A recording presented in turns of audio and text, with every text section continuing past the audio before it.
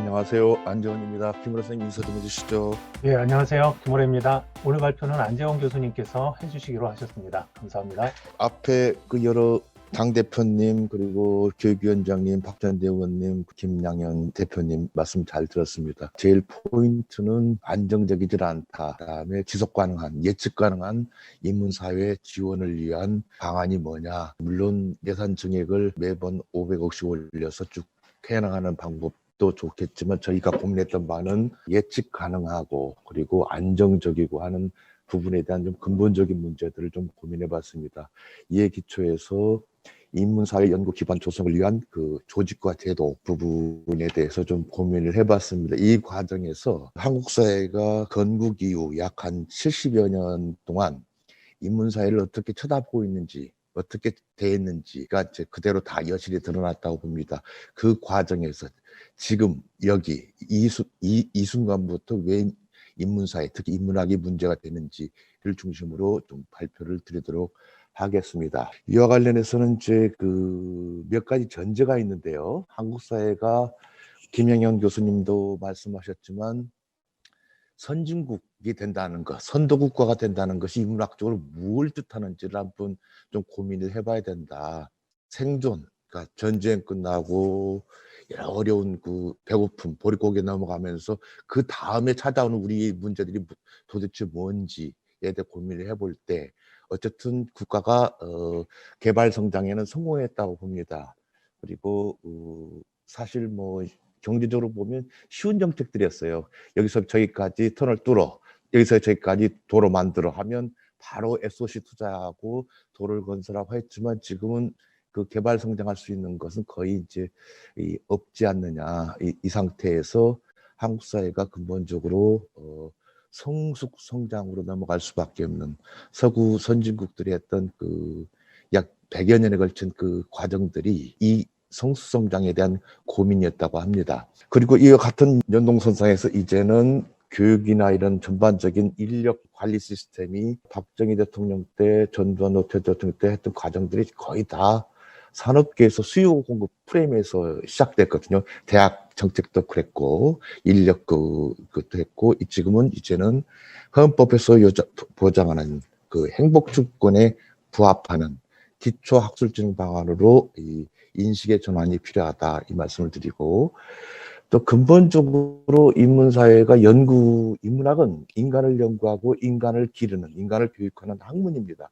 그러니까 프랙티스도 같이 있고 실전도 같이 있고 연구도 같이 있습니다.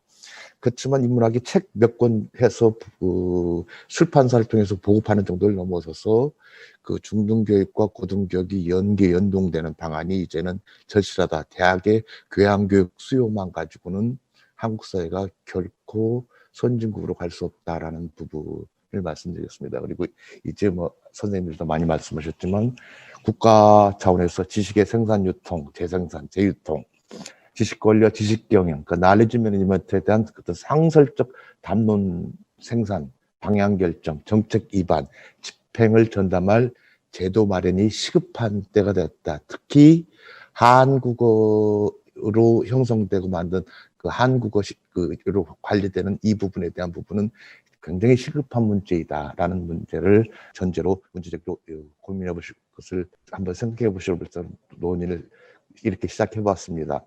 저희가 고민했던 것은 조직과 제도입니다. 정책기관과 집행기관, 제도로는 법제도와 예산제도로 이제 나누게 되겠죠. 그리고 가시면 뭐 정책기관과 집행기관이 법제도 예산제도 되겠으면 학술은 학교와 시민사회, 교육기관이 이제 같이 공동으로 실천하고 발전시켜 나가겠죠. 이게 책의 기본 개념도고 이제 법제도를 먼저 보시면 헌법 차원의 법제도가 있고 기본법 차원이 있고 일반법 특별법들이 있습니다. 예산제도 국가 일반회계 독립적인 기금, 그다음 정책기관도 헌법기관, 대통령 소속 자문기구, 정부 출연 연구기관, 그다음 집행기관은 정부기관과 준정부기관 등으로 이렇게 생각해 볼 수가 있습니다. 인문사회와 관련해서는 그 과학기술과 관련해서는 이 과학기술은 헌법 그 제9장 경제편에 127조에 명시가 되어 있어요. 그리고 헌법자에 조문으로 들어가 있다는 거고 기본법으로도 과학기술 기본법이 있습니다. 이에 따라서 일반법, 특별법, 국가법에 관련된 것이 아주 시스테마틱하게 정의되어 있습니다. 헌법기관으로서 국가과학기술자문회의가 있고, 그 다음에 심의위원회가 있고, 그 다음 평가원들, 그 다음 명시적으로 과학기술정보통신부가 이를 집행합니다. 하지만 인문사회는 전무하다는 것, 기껏해서 연구재단의 인문사회 부분이 좀 새들어 사는 정도 수준하는 것을 말씀드리겠습니다. 인문학이 언제부터 필요하느냐? 한 공동체가, 한 국가가. 이 말씀을 드리면 생존 단계를 넘어가면 어쩔 수 없이 부딪히는 사회적 이슈가 생기고 인간에 대한 행복력 고생입니다. 돈이 좀 생기면 이제 집을 꾸미고 그 인테리어를 하고 가꾸기 시작하듯이 국가도 인간도 똑같습니다. 그 돈 제일 많이 벌면 제일 먼저 하는 일이 그 집안의 비석부터 바꾸는 일이에요. 자기 정체성부터 확보하려고 하는 그런 작업들이 좀 시작하는데, 어쨌든 헌법 2장의 국민의 권리 의무 중에 10조에 모든 국민은 행복을 추구할 권리를 가지고 22조 학문과 예술의 자유, 학문과 예술 자유는 학자들의 많은 문제는 아니고 우리 시민들, 국민들의 의무와 권리입니다. 그리고 인간다운 생활의 권리는 당연히 국민의 몫입니다. 이 부분에 국가가 노력해야 되고 학자들이 봉사하고 이 근거 때문에 우리가 연구재단에서 통해서 연구비를 수혜받아서 활동하는 것입니다. 따라서 이제 저는 좀 의식이 좀 바꿔야 될 것이 행복을 추구할 권, 인간다운 생활을 할 권리, 학문과 예술 자유를 실현할 권리에 대한 이 노력은 국가의 의무입니다. 그리고 헌법기관인 국가가 국회가 나서서 적극적으로 행해야 될 이 부분입니다. 이에 관련해서 유준호 선생이 헌법 만들고 난 다음에 이 부분은 6.25, 그 다음에 4.19 보릿고개 넘어가면서 한 번도 고민해 본 적이 없어요. 70년대 말 그 산업화되면서 공장에 그 공업학교 만들고 실업학교 만들고 상업학교 만들고 이 정도 고민들은 좀 했었지 일체 해본 적은 없다는 점. 지금이 이제 이 고민을 해야 된다는 걸 강조해 말씀드리겠습니다. 이에 반해서 국가가 생존으로 벗어나서 좀 먹고 살기 위해서는 굉장히 그거는 의무를 다했어요. 그래서 많은 이 헌법 127조 이하 관련 예속법들을 통해서 작업을 했던 것들을 이제 말씀드리고 좀 넘어가도록 하겠습니다. 흥미로운 거는 인문학과 관련한 기초학술법은 헌법 차원에는 아예 전문도 없고 기본법도 없고 일반법 특별별조에서 학술진흥법, 인문학 및 인문정신의 진행에 관한 법령, 문학진흥법, 한국고전번역원법, 그다음에 연구재단법 정도가 다입니다. 이걸 가지고서 그 선진국으로 나갈 수 있는, 그러니까 성숙사회로 나가기엔 기반하기에는 너무도 부족하다. 왜냐하면 개별 특별 목적에 맞는 사업들만 이것에 집행되었기 때문에 이제 제너럴하게 기본적인 이 틀을 잡을 필요가 있다 해서 이 말씀을 드리면, 저희가 제안하는 바는 헌법 차원의 그 관련 조항 신설을 해야 되는데 이거는 헌법을 바꿔야 됩니다. 쉽지는 않고 기본법 차원은 가능할 것 같아, 신설이. 그래서 기타 관련된, 즉 특히 학술 연구와 교육 전반을 아울러서 같이 좀 디테일하게 좀 따질 수 있는 체계가 필요하다, 이 말씀을 드리겠습니다. 학술진흥 법적 구축은 뭐 앞서도 말씀드렸지만 헌법 차원에서 과학기술 분야, 문화예술 분야 경우도 기본법이 있어요. 문화기본법, 문화산업진흥기본법들, 여러 법들이 많습니다. 하지만 교육부가 제 생각에는 거의 이런 부분은 놓친 것 같아요. 그냥 입시관리부 정도 수준이 아닌가, 안타깝지만 그렇습니다. 그래서 이 부분으로 넘어가기 위해서는 적어도 국가연구지원사업체계에서도 이 과학기술에 준하는 제도의 예산 규모는 뭐 과학기술백과에 준하는 대규모는 아니어도 최소 균형을 맞출 수 있는, 뭐 비유컨대 인문학은 벽시입니다.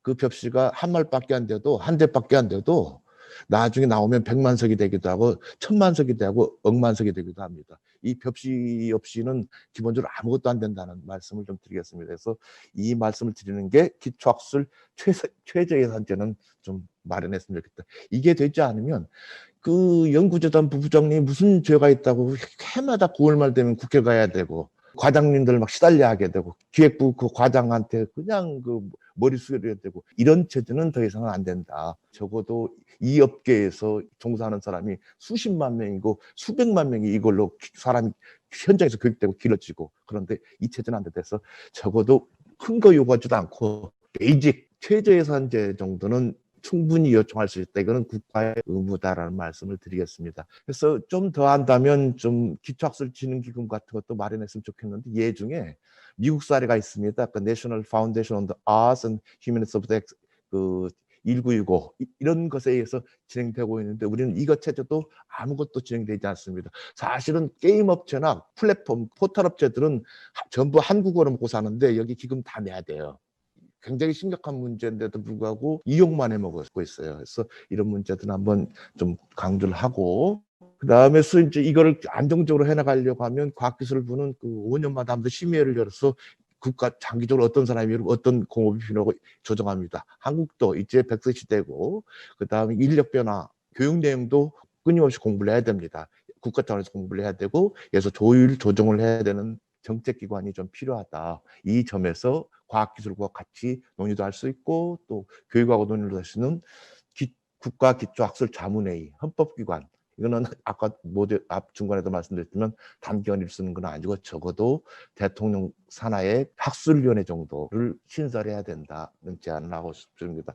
그리고 집행기관도 좀 교육부가 커야 됩니다. 입시관리부로서는 안 됩니다. 예산 부분에서 다 드러납니다. 이 부분에 적어도 기초학술지원국 정도는 확대를 했으면 좋겠고 이 연구 역량에 대한 부분을 했으면 좋겠고 그다음 연구재단에서도 새 들어갈 것이 아니라 나란히 정도한 대접을 해주면 좋겠는데 그렇지 않다면 어느 일정 정도 부분에서는 독립 확대 개편할 필요도 있다는 제안을 말씀드리고 있습니다. 이와 관련해서 이 부분으로 한국기초학술진흥원에 대한 정부 출연 연구기관에 대한 고민도 하는 게 과연 그러면 이런 거 했을 때 과연 그럴 일이 있느냐 니들은 책 주고 그 돈 주고 책 사서 보면 끝이라고 생각할 수 있지만 그렇지는 않습니다. 종합적이고 체계적이고 중장기적 기획과 조정 평가 연구 수행을 하고 과학기술면에 마찬가지로 교육이나 콘텐츠 사람이나 문화 일반에 대해서 심의 의결 조정할 수 있는 기관이 필요하다. 그래서 간략하게 이 부분들은 뭐 이런 것들이 본격적으로 되면 더 자세하게 디테일하게 세련되게 발전하겠죠. 또 한 가지는 기초학술센터가 있는데 프랑스 같은 경우 이제 인간에 대한 알에 대한 집이라고 해서 그 인간과학의 집은 아니고 사실은 인문학 전반이 국가의 문화에 정치에 외교에 어떤 영향을 끼치는지에 대한 이 관련도 합니다. 이런 부분들도 한번 고민할 필요가 있고 마지막으로 인문사회 전체 예술까지 포함해서 좀 흩어져서 각자 자기 분과 영역만 열심히 노력들 하고 있는데 전체가 좀 어울려서 국가에 요청할 수 있고 연구자들이 요청할 수 있고 교육부에 요청할 수 있는 일종의 노비단체죠. 이것들이 형성이 되고 우리의 힘을 좀 결집하고 하는 이 부분이 절실하다. 이 말씀을 드리겠습니다. 마지막으로 한 말씀을 드리면 의원님이 계시니까 의원님 들으라고 좀 얘기를 좀 하고 싶습니다. 한국 사회가 인문학이 언제 필요하냐? 그러니까 소위 개발 성장 중심에서 이제 성숙 기반 사회로 전환 시급하기 때문에 그렇습니다. 그러니까 물신 사회를 넘어서 인문 정신이 힘을 발휘하며 정신성과 물질성의 균형을 유지하는 것이 아주 절실한 때가 되고 있습니다. 그다음 혈연지연 학연이라는 봉건적이고 권위적인 것을 넘어서 보편적이고 즉 상식과 양심이 작동하는 상식 사회로 넘어간 그러니까 시민 사회로 넘어간 이게 우리 사회의 힘입니다. 선진 사회의 힘이고 이제 생존 중심을 넘어서 생활 문화에 대한 서비스도 국가가 할 때가 되어 있다. 그리고 한국 정치가 근본적으로 이제 고립과 불통에서 통합과 교류로 가기 위해서는 전구와 기준들이 마련돼야 됩니다. 밸류원데 가치 전쟁에서 적어도 이해는 하지만 나는 이럴 수밖에 없는 이 언더스탠딩의 체계가 구성이 돼야 되는 이해 체계가 구성되는데 이게 체계가 지금 시민사회든 국회든 아직은 좀 덜 성숙되지 않았나 싶습니다. 그리고 마지막으로 우리 김양희 선생도 말씀드렸지만 우리가 더 이상 모방 단계는 넘어가고 선도 단계에 넘어가야 되는데 그 기반은 휴먼 카피탈에서 시작합니다. 이 말을 드리는 것이 좀 저렇게 하지만 그래도 어쩔 수 없습니다. 우리 사회가 한 번 더 업그레이드되기 위해서 그렇지 않고서는 계속 그 갈등과 다툼 속에서 좀 생산적인 논의가 진행되지 않는 이 부분 때문에 그렇습니다. 그래서 이 정도가 그 저희가 인문사회 연구 기반 조직에서 최소한 기본법과 기초학술원 내지 혹은 대통령 산하 학술위원회가 신설돼야 된다는 것에 대한 논리적인 배경입니다. 장시간 말씀드려 주셔서 감사합니다.